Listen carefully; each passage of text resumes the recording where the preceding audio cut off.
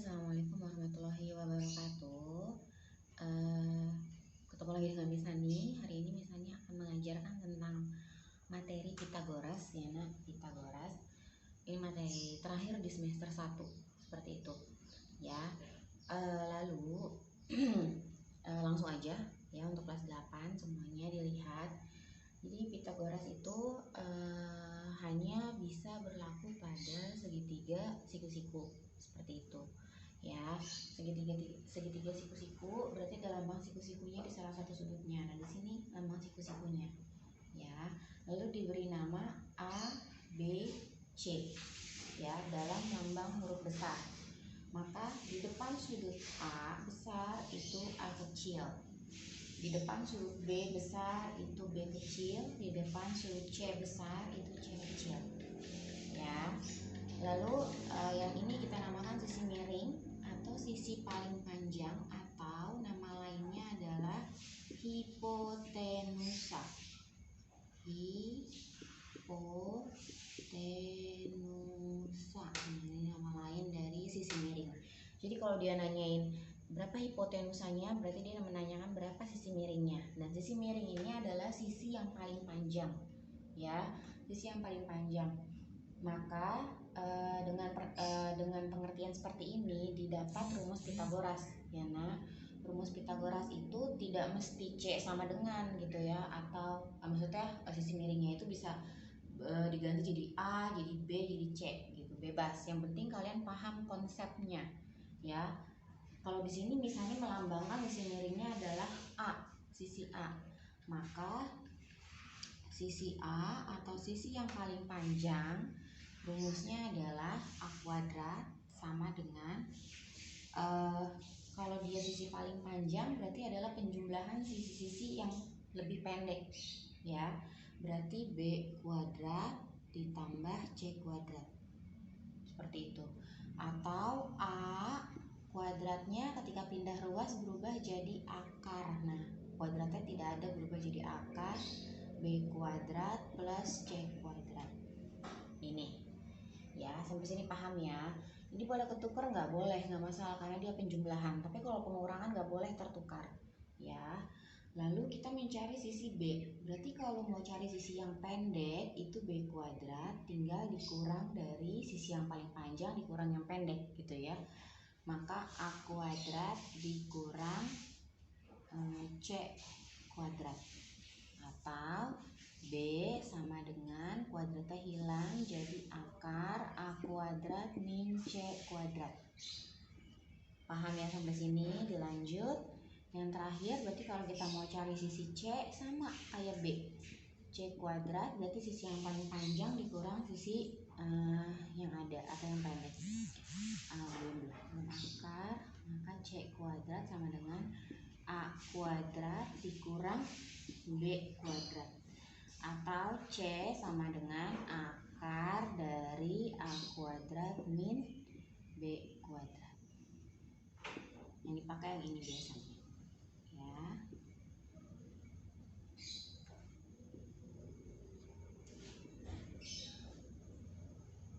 Nah, sampai sini paham ya nak? Ya, dilanjut. Jadi kalau misalnya ada soal cara ngerjainnya pakai rumus Pitagoras ini ya. Contoh misalnya ada contoh soal di sini.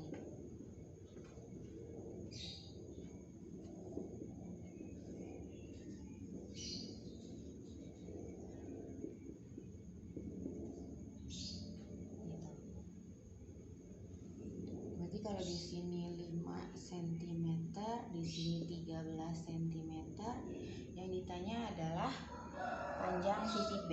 Di sini B kecil ya, yang ditanya panjang B. Berarti kita pakai rumus Pitagoras ya. Panjang B berarti B sama dengan langsung aja pakai akar ya, karena ini B sisi pendek berarti tinggal sisi yang paling panjang 13 kuadrat dikurang 5 kuadrat gitu ya.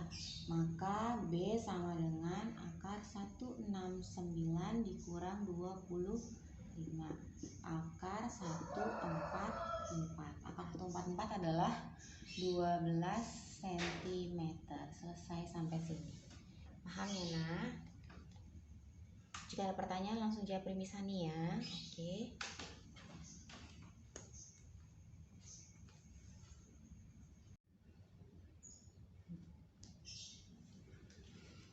Ya, dilanjut ya, Nak. Di sini ada triple Pythagoras. Jadi triple Pythagoras itu bisa dihafalkan oleh kalian ya, Nak. Sebenarnya sih wajib ya dihafalkan. Kenapa? Karena dia mempermudah perhitungan.